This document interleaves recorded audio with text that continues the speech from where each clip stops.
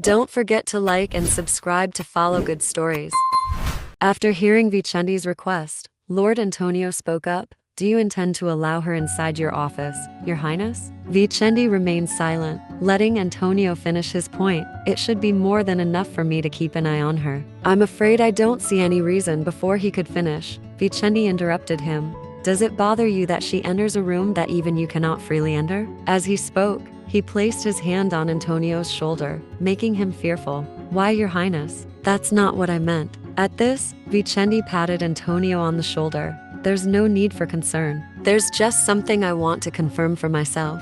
Since, as you say, it's unlikely she's connected to the Crown Prince. With that, the prince left the lord in the room and stepped outside. Walking through the hallway, he began to think about Evelyn Benedict. She seemed to understand what I was saying, but there's no evidence of her learning Espadian in the past. However, if she found a way to secretly learn the imperial tongue, she'd make an excellent spy. I don't doubt that she has no connection to Castro. After all, if he had known about her, instead of being here, she would have been inside the Crown Prince's bedroom, simply because she bears a terribly close resemblance to Elena.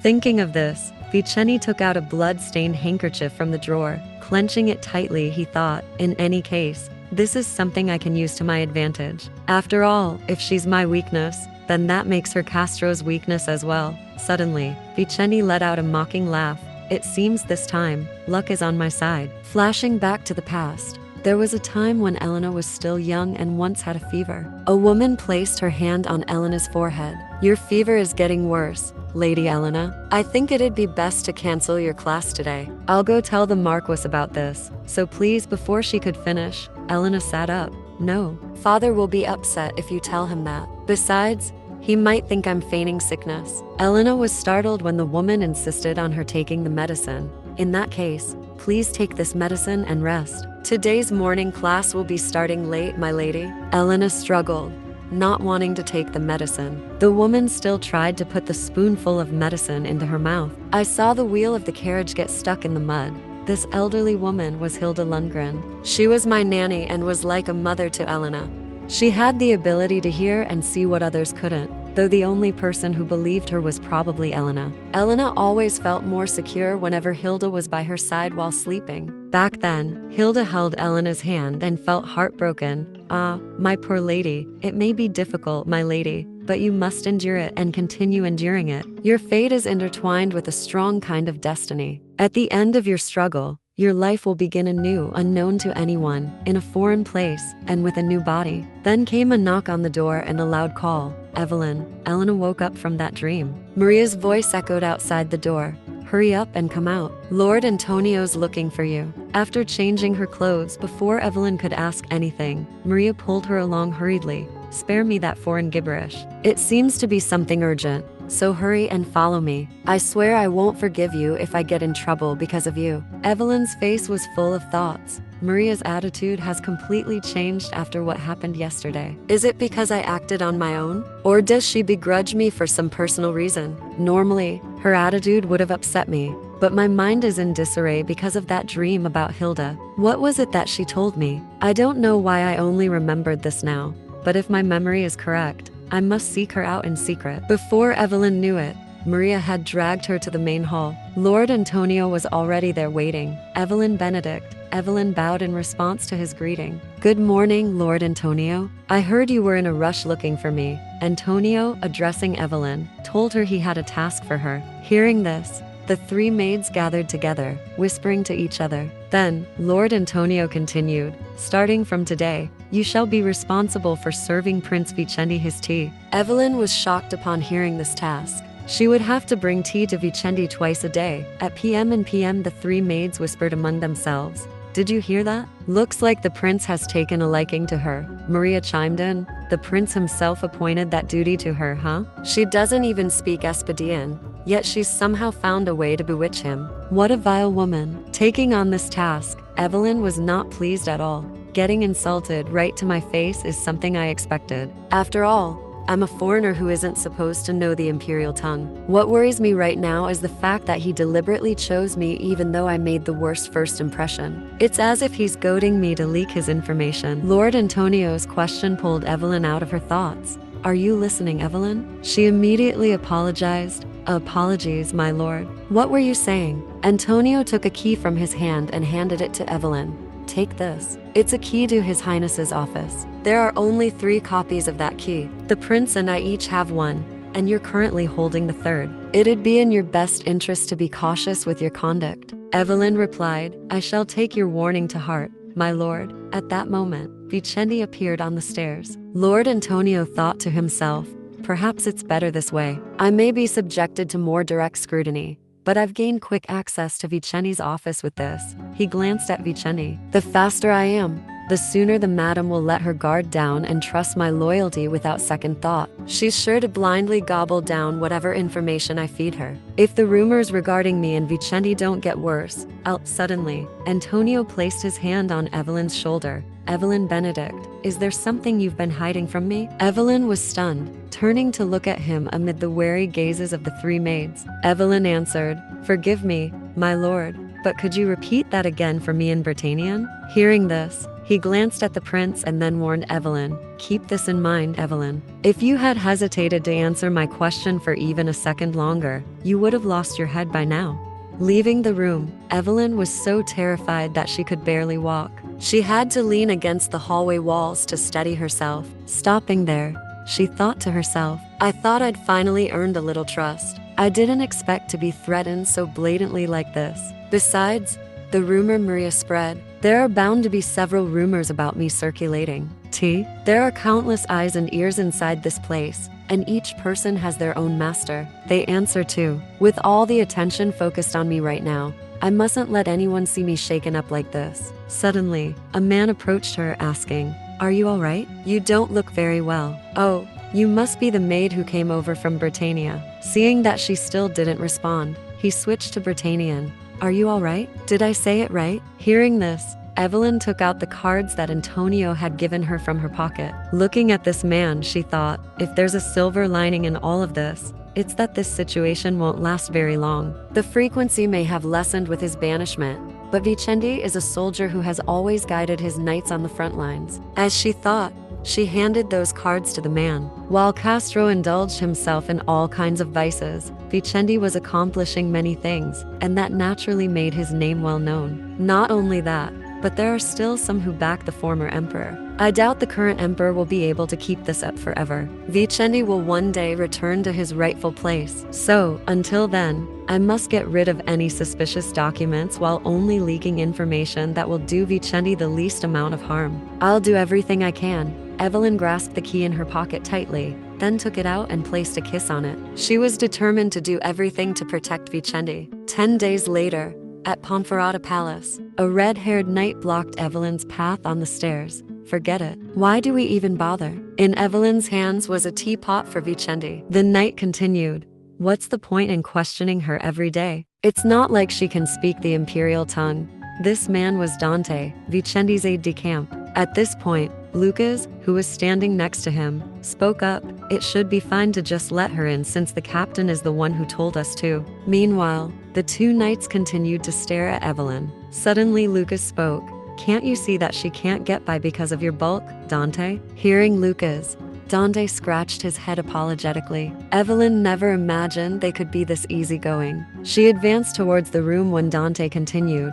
Lucas, I honestly don't know what our liege is thinking at all. He's never allowed a maid to enter the 4th floor. So why, out of everyone, did he pick someone who looks like her? Evelyn was slightly surprised by Danny's words, but she still stepped into the room. The dark room was empty. It feels as dreary as always. This place is already so cold. Evelyn placed the tea on the table. This room gave her the feeling of an abandoned prison. Suddenly, she noticed a slightly open drawer. Oh, one of the drawers is slightly open. Perhaps Vicente forgot to close it? I remember joining one of Vicente's classes when we were still children. The teacher once said, when the need arises, there are 2 ways to drag someone you don't trust into a plan. The first is to force them by getting a hold of their weakness. The second is to bind them to the same fate as your own. Evelyn believed that was his strategy class.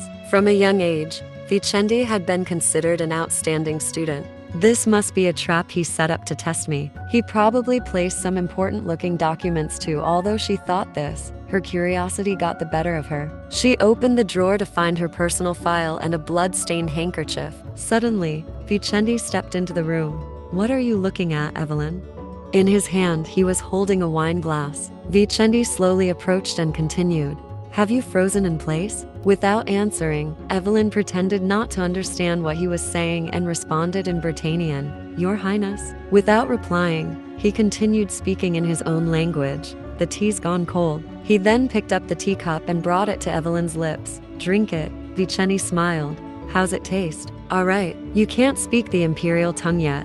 After tasting the tea, Evelyn covered her mouth and thought to herself, "There's a strong scent of brandy on his breath. His Highness is still unable to sleep without his alcohol and medicine." Thinking of this, she turned around to take the teapot away and said, "Since the tea has gotten cold, I'll go prepare more." She left seemingly calm, but her breathing had become rapid and unsteady. "It wasn't just my imagination. It's my fault that Vicente cried that day. It's my fault that he has fallen this low." Evelyn had secretly taken that blood-stained handkerchief. "Vicente, I thought you wouldn't mind killing me. I believed I didn't mean anything to you anymore." It was raining heavily outside, and Vicente quietly leaned against the window frame, sipping his wine. Returning to her room, Maria was already there. "So, how did it go, Evelyn? Did you manage to find anything?" Evelyn answered, "I'm afraid not, Maria." In Maria's hands was a stack of some documents. She continued, "I'm surprised. It's already been 10 days since you started doing these tea duties, right? The madam's having doubts, Evelyn. She keeps asking if you actually have any intention of stealing the requested information."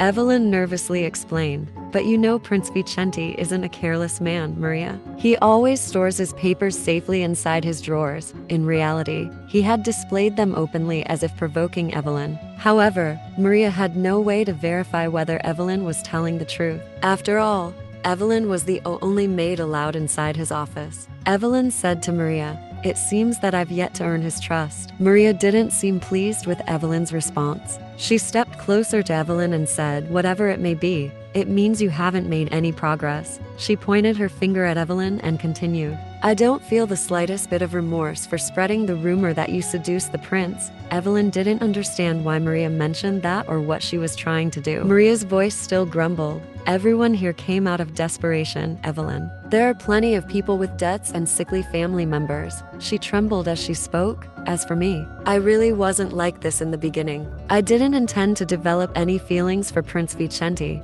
but he's just too beautiful. It's as if he was chiseled by the deity's own hands. And sometimes when I see him, it feels like the devil is whispering in my ears." Maria suddenly became emotional. She used both hands to hold her head and spoke in a frantic tone. Evelyn came over to comfort Maria, advising her to calm down. Suddenly, Maria regained her composure and said, "A guest is scheduled to visit the palace tomorrow." Evelyn asked, "A guest? But hasn't the prince been banished?" Maria replied, "Have you forgotten the reason for his banishment? It's because he killed the crown prince's woman. Obviously, the supposed guest is being sent here by the crown prince to find information on Prince Vicente. You know, at times I find myself envying that woman because she left behind such a huge scar on the prince. Anyway, the madam requested that you plant these inside His Highness's office." Evelyn asked Maria what they were. Maria replied, "Who knows? They're probably some kind of false evidence." As she spoke, she ripped up the pieces of paper and threw them aside, leaving Evelyn bewildered. Maria seemed to have lost her mind. She grabbed Evelyn tightly and said, "I have a proposal, Evelyn. Forget about these scraps of paper." She then took something out of her pocket and handed it to Evelyn, and slipped this poison into the prince's tea tomorrow. "If you don't, I will tell the madam that you turned on her in favor of the prince." Evelyn was now faced with two options. Option 1, if the madam's fake evidence is discovered, Vicente will be blamed for trying to commit treason. Option 2, however, if poison is found in Vicente's tea, it will be possible to warn him of danger, and all attention will be focused on me. Not to mention, the members of the imperial family are resistant to curare, the poison Maria handed me. Curare was probably chosen since Vicente won't be harmed by drinking it. and he'd recognize the poison from its strange taste. It doesn't matter if I do what Maria asks or not. The madam will be suspicious of me since the evidence wasn't planted. As for Vicente, he will never trust me again for attempting to murder him. Don't be afraid, Evelyn. From the beginning, there was only one choice. Evelyn knocked on the door before bringing in the tea. Inside the room, Vicente was talking to another man. Hearing the knock, Vicente said to the man, "Looks like a maid has brought us tea. I may be a banished man, but it would be rude of me not to serve tea to a commander." Vicente allowed Evelyn to enter. The man was shocked upon seeing Evelyn. "Your Highness, this woman? Quite the resemblance, no? Doesn't she remind you of Elena?" "Yes, to a surprising degree. It seems I might have surprised you with what I said. There's no need to worry." Vicente interrupted him. "I'm afraid you're the one who doesn't need to worry. You see, Evelyn doesn't speak Espadian. Well, at least for now." With that, Vicente glanced at Evelyn. She held the teapot with trembling hands. Noticing this, Vicente thought to himself, "Disappointing. I thought she might be of some use with a little training. However, she's visibly trembling while serving such suspicious-smelling tea." Seeing as she was ordered to do something so blatantly dangerous, the person behind her must have forsaken her, though she doesn't seem to be aware of that. Vicente then spoke to the man again. We should continue our conversa before he could finish. Evelyn placed 3 cards on the table. Vicente didn't understand what she meant. Suddenly, Evelyn brought the cup of tea to her lips and took a sip, much to Vicente's horror. "What do you think you're doing?" The cup shattered. The man rushed over to inspect the teapot. "My goodness, this must be curare." At that moment, blood had already begun to flow from Evelyn's mouth. Vicente spoke urgently. Being a commoner, she wouldn't have any resistance to it, yet she drank the whole cup. Evelyn gasped for breath, looking at Vicente. In this moment, she suddenly blurted out, "Vicente, bring me the physician." Vicente ordered urgently. The man, puzzled, reminded him, "But Your Highness, rules dictate that the palace's physician is to only serve members of the imperial family." Vicente snapped. "Someone just collapsed, drinking poison that was meant for me. You aren't trying to suggest that some blasted rule is more important than a person's life, are you?" The man hurriedly responded, "And no, not at all. I shall go bring the physician at once, Your Highness." At this point, Vicente held Evelyn in his arms. Her pale face, the shaky breathing, and the way she looked at me. I get it now. Was it all a plea to save her life? Evelyn was laid on a bed. A voice spoke up. Given the circumstances, the girl must have been contacted by the one who ordered her to poison the tea. You must treat her as an important witness, Your Highness. Vicente was visibly annoyed. She saved my life, didn't she? Is there more I need to compromise on? I don't mean to diminish what she did, but she possessed the poison that was meant to kill you. Frankly, it's quite suspicious that she even thought to approach you with it. The man replied. Antonio spoke up. I'm sure she realized too late, and she wouldn't have known how to warn me. Vicente sneered. You aren't trying to suggest that the girl is a fool who'd willingly pour poison into her mouth, are you? Antonio continued. Whatever the case, Your Highness, I'm afraid allowing her access to your bedroom is too much. I advise that you move her to a cell or to a room in the maid's living before he could finish. Vicente cast a stern gaze and said, There's a criminal on the loose inside the palace who's trying to kill me. Don't you fear she might be killed if she's moved to a less secure location? I won't accept any further input on this matter. Commander, I also ask that you keep silent about this. The man with green hair replied, But Your Highness, this incident threatened the safety of a member of the imperial family. Even if you ask me to keep silent, I'm afraid I'm unable to avoid reporting on this situation. Vicente countered. The emperor gave me his word on a certain matter. In a few months, I'll be reinstated to my military duties. As such, I'd hate to cause any unnecessary trouble. However, if you insist on making a report, I ask that you wait until Evelyn regains her health. To be honest, Vicente didn't care whether the man remained silent or babbled on about it. After all, the more he tried to hide something, the more they believed he was concealing the truth. It was just like how everyone was fixated on the 4th floor, trying to uncover some non-existent secret.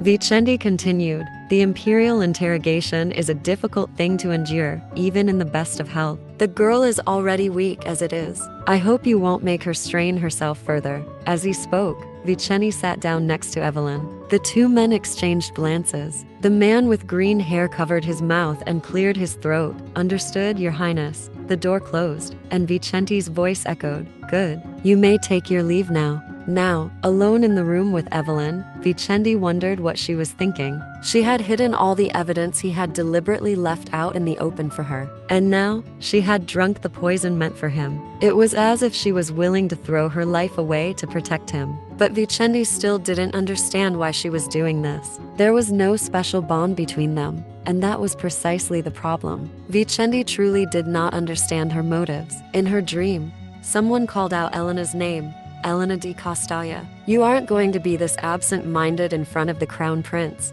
are you?" In her dream, Elena quickly apologized to her father. "I apologize, father. I must have been distracted." Her father sternly replied, "Get it together. Don't forget how much money I've poured into your debutante party, and remember that I raised you all this time for a reason." Elena calmly responded, "Yes, father." Her father continued, "You haven't forgotten what I told you in the past, right? Humor the crown prince, and if the opportunity arises, charm the third prince as well." A servant announced, "Marquis Castalla and Lady Elena have arrived." Her father whispered a reminder, "Stay alert and keep smiling, Elena. And if the crown prince asks you to be intimate, you are to decline no matter what. You'll become the empress one day, so your conduct must be free from suspicion. Men are all the same, Elena. Young or old, every man wants a woman who indulges him. Once you've spent enough time in the hall, head to the palace library. You should find the third prince there. You can start by approaching him under the pretense of looking after him as his sister-in-law. Then, slowly open up his heart by acting like a friend. Never forget that you were born to be an empress, Elena. Am I clear?" Elena obediently replied, "I shall do as you wish, father." Her father was satisfied with her response. "Good. That's what I like to hear. You must grab the chances when they present themselves. If you aren't able to do that, you'll end up like that fool. I offered you to him thinking he'd become emperor, but look at how he has barely held onto his prince title." Suddenly, a man approached and greeted them, Marquis Castalla. "I see you've arrived." "Ah, Duke Andrade. It's been a long time, Your Grace." As people started paying attention to her father, Elena thought it was time to leave. Suddenly, everyone surrounded Elena, greeting her, "Lady Elena." There you were. Not wanting to be in this atmosphere, Elena excused herself to go outside. Once the party began, the crown prince would start moving around freely. Even without her father's command, imagining being alone with the crown prince was suffocating. Elena had escaped to the garden, hoping that no one would find her there. A servant had handed her this wine glass on her way out. Elena thought perhaps she should take a sip of wine tonight. Suddenly, a voice called out, "Lady Elena." It was Vicente. He appeared to be slightly tipsy. Elena bowed gently to Vicente. "Your Highness." She didn't know what he was doing here. He was still inside the hall when she last saw him before coming out here. Vicente approached Elena. She glanced at him and thought, "It makes sense he found me quickly, since I'm sure he knows the palace shortcuts better than I do. However, I don't understand why he chased after me in such a hurry, and he's been looking at me like someone who just experienced something terrible." Elena smiled and began to speak. "I heard you recently returned to the capital after the battle in Yellow Groans. Congratulations. I heard you distinguished yourself during that fight." Vicente was startled and thanked Elena. She continued, "If you have anything to say, Your Highness, may I?" Before she could finish, Vicente cut her off. "Congratulations on your coming of age, Lady Elena." Elena was surprised. Did he follow me out in such a hurry just to congratulate me on my coming of age? And so clumsily at that. Standing in front of Elena, Vicente resembled a young boy. Elena found him rather amusing. She suddenly asked Vicente, "You didn't bring me a gift?" Vicente's face turned red like a tomato as he stammered, "Oh well, how about this? I'm afraid I already have a glass." Then, Vicente switched the two wine glasses he held with Elena's. "Well, if I do this, it'd be the same as giving you my glass, wouldn't it?" Elena replied cheerfully, "Clever, but you took my glass as you gave me yours, didn't you?" Vicente chuckled softly and responded, "Then let's say that we exchange gifts." Elena shyly brought the glass of wine to her lips as she thought, impressive. It's been so long since I last had a conversation like this. Talking to him makes me feel as if I've become like all the other noble daughters. As she thought about this, a memory resurfaced. Her father once scolded her. Don't you know that you're different from those other noble daughters? Remembering this, Elena spoke up. You needn't talk so formally with me, Your Highness. I don't believe I'm deserving of such kind treatment. Vicente leaned in closer to her face and replied, but you're to become empress one day, aren't you? Their glasses clinked together, and Elena gave a forced smile. Haha, I'm still just the daughter of a marquis right now. Vicente's response left her stunned. So you say, but all of Espada knows that your father is intent on making you empress no matter what. In this society, the mistakes of one's household could reflect on them. Moreover, the annulment of her betrothal to Vicente was a one-sided decision by House Castalla. It must have been quite humiliating for Vicente. And yet, there was nothing negative in his gaze. If anything, he looked rather tired. Realizing how close they were standing, Elena turned around and said, I think it's about time I return to the party. Allow me to escort you back. I know my way around the palace, so it's all right. By the way, I take it you aren't fond of champagne? You haven't taken a single sip even though you brought it all the way out here. Vicente replied, well, I'm simply not in the mood for it right now. Placing his hand over his chest as a gesture of farewell, he continued, please feel free to head back if you're in a hurry. I think I'll take a little stroll. Elena responded politely to his farewell. Then I shall take my leave, Your Highness. Ending their conversation, Vicente hoped Elena would enjoy the party tonight. Elena felt something strange. What's this sense of déjà vu I've been feeling since meeting Vicente?